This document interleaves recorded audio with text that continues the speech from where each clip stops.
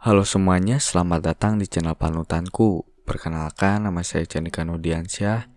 Ini video lanjutan dari video pengantar HTML yang sebelumnya telah saya buat. Jika belum nonton videonya, saya akan cantumkan di deskripsi atau di pojok kanan atas kalau bisa. Di video kali ini, saya akan menjelaskan secara singkat tag-tag yang sering digunakan pada HTML. Ya, hanya yang sering digunakan saja. Karena jika saya jelaskan semua akan banyak banget. Nah, pertama seperti di tutor sebelumnya, kalian harus siapkan dulu browser dan text editornya. Nah, kita langsung mulai saja. Pertama saya akan buat file belajar tag. Oke. Nah, di sini kita isi seperti struktur HTML dasarnya. Setelah itu untuk title saya bikin belajar tag. Nah, ini untuk codingan awalnya. Kita coba buka di browser. Nah, ini masih kosong. Oke. Sini kita ganti ID. Nah, pertama saya akan menjelaskan tentang heading pada HTML, itu H1 sampai H6. Untuk heading 1 ini untuk ukuran yang paling besar. Misalnya ini heading 1. Nah, ini hasil dari heading 1. Misalnya kita buat lagi untuk heading 2. Nah, ini heading 2. Jadi untuk heading 1 itu paling besar. Untuk heading 2 itu lebih kecil daripada heading 1. Dan selanjutnya 1, 2, 3, 4, 5, 6. Jadi tambah besar angkanya, itu akan semakin kecil ukuran fontnya. Di H1 itu paling besar sampai H6 yang paling kecil. Nah, selanjutnya itu tag P. Nah, untuk tag P ini singkatan dari paragraf. Di fungsinya itu untuk membuat paragraf tentunya. Nah, ini contoh paragrafnya. Di untuk tag paragraf ini akan turun ke bawah jika udah mencapai batasnya. Jadi batas untuk tag P ini untuk sekarang itu maksimal dari ukuran layar, karena width-nya nggak kita set. Nah, misalnya tambah lagi. Nah, ini akan ke bawah. Misalnya kita bikin lagi tag P-nya, isinya sama, itu akan ada jaraknya. Nah, jadi seperti ini untuk satu paragraf. Ini paragraf 1 dan ini paragraf 2. Nah, itu untuk tag P. Tapi ada satu kendala waktu menggunakan tag P ini, yaitu misalnya contoh kita bikin tulisan gini. Cara 1,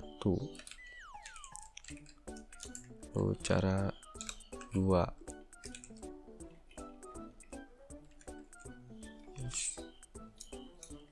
cara 3. Nah, ini tampilannya akan ke samping, sedangkan kita ingin tampilannya ke bawah.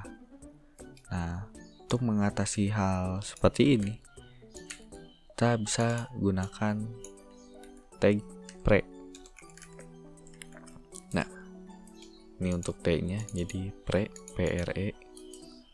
Nah, jadi hasilnya ke bawah. Jadi fungsi untuk tag pre ini itu untuk mempertahankan jeda dan baris. Jadi kayak ini kan ada jeda 2 tab. Nah, itu akan ke bawah juga. Makanya ini ada jaraknya. Misalnya kita hapus jaraknya. Nah, maka akan nempel ke kiri. Misalnya ini kita kasih spasi jauh. Nah, itu akan ke bawah juga di tampilannya, ada jaraknya. Beda dengan tag P. Tag P misalnya ini lorem ipsum, kita spasi panjang, itu nggak akan ngaruh. Jadi spasinya hanya satu, tetap hanya satu. Nah itu untuk P dan pre. Lalu selanjutnya kita akan membuat tag HR atau horizontal rules. Nah ini fungsinya untuk membuat garis horizontal. Nah seperti ini. Itu untuk tag HR. Nah beda seperti tag lain. Kalau tag lain itu ada tutupnya, tag ini nggak perlu ada tutupnya karena nggak ada kontennya juga sih. Jadi buat apa ada buka tutupnya? Jadi perlu satu aja. Mau gini bisa, atau biasanya ada juga yang gini nulisnya. Nah ini sama aja sih. Lalu kedua itu tag selanjutnya itu tag BR. Nah untuk BR itu break line, gitu, untuk memberi jarak. Nah ini belum ada satu lagi. Misalnya kita bikin 2 HR, nah, lalu bawah BR ada HR lagi. Nah ini kan ada jaraknya. Ini jarak yang dikasih oleh BR atau break line, di membuat baris baru. Tuh. Selanjutnya, oh ya, untuk BR itu sama kayak HR, jadi nggak ada penutupnya, jadi hanya pembukanya saja karena nggak ada kontennya.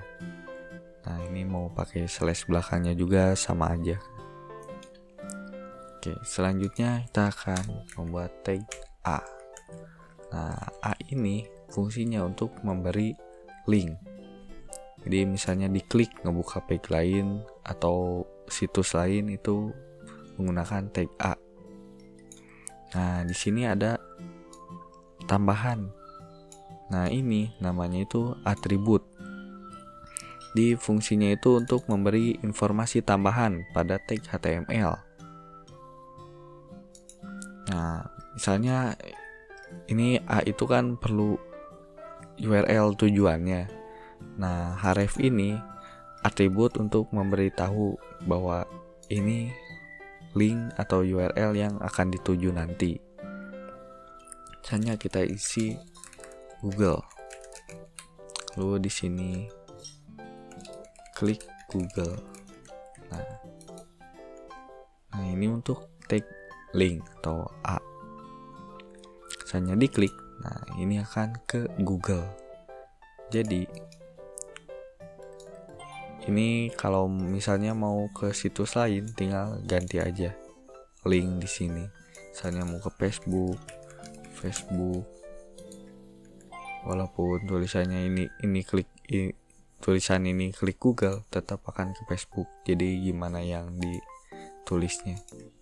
Misalnya ke pembelajaran yang sebelumnya, yang indeks HTML, nama filenya itu bisa juga. Nah ini ke yang sebelumnya. Nah selanjutnya kita akan mencoba membuat atau menampilkan gambar. Nah untuk menampilkan gambar itu menggunakan text image img. Nah di sini ada atribut juga, ada 2. Yang pertama src atau source biasanya singkatannya, atau alt. Nah untuk source ini itu URL dari gambarnya. Nah misalnya saya di sini udah nyari juga, tuh, search gambar, lalu di sini copy image address-nya. Nah pastekan di ini atribut src. Setelah itu akan muncul gambarnya. Nah lalu di sini ada alt, lalu fungsinya apa? Misalnya kita ketik ini gambar, kita refresh. Nah ini nggak ada tampilan apa-apa. Nah untuk fungsi alt baru kelihatan ketika dihapus atau gambarnya gagal ke load. Nah ini baru ada tulisan ini gambar. Jadi si ALT itu untuk memberitahu bahwa ini tuh gambar apa sih. Nah ini lumayan penting untuk yang pingin belajar SEO atau SEO biasanya. Itu search engine optimization. Oke, itu untuk gambar. Nah, untuk tag terakhir yang akan saya bahas di video kali ini yaitu teks komen atau komentar. Misalnya kita bikin ini komentar. Nah, untuk tag komentar beda sendiri. Jadi menggunakan kurung siku, lalu tanda seru, strip-strip, lalu tutupnya strip-strip, kurung siku, kurung tutup siku. Nah ini nggak akan nampilin apa-apa. Jadi fungsi komen itu hanya untuk membantu developer. Misalnya di sini kita tulis ini membuat heading, ini membuat paragraf, atau misalnya ini start heading, end heading. Nah misalnya ini kan masih pendek jadi masih gampang ngelihatnya. Misalnya ininya ada beribu-ribu kan pusing. Nah kita buat ngebagi-baginya bisa gampang menggunakan search, bisa menggunakan search lebih mudah. Jadi tinggal search aja komentar yang ditulisnya, misalnya bikin footer atau bagian bawahnya tinggal footer.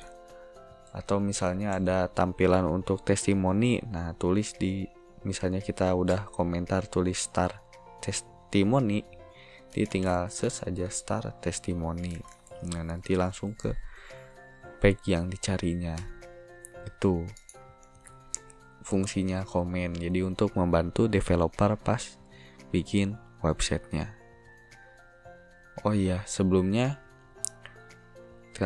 saya akan menjelaskan lagi tentang atribut.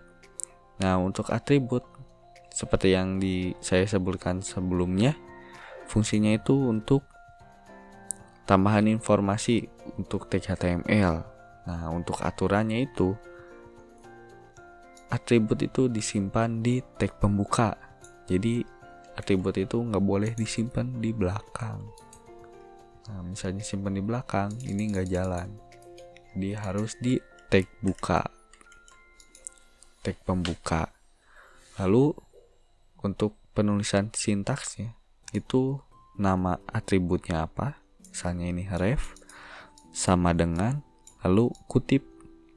Nah baru di dalam kutip itu isi kontennya. Misalnya ini kan kontennya link indeks HTML. Nah lalu nama tagnya ref. Nah harus gini. Misalnya nggak pakai kutip itu nggak jalan juga. Ada yang jalan, ada yang enggak. Misalnya kalau yang dikasih spasi itu biasanya nggak jalan. Nah ini masih jalan. Misalnya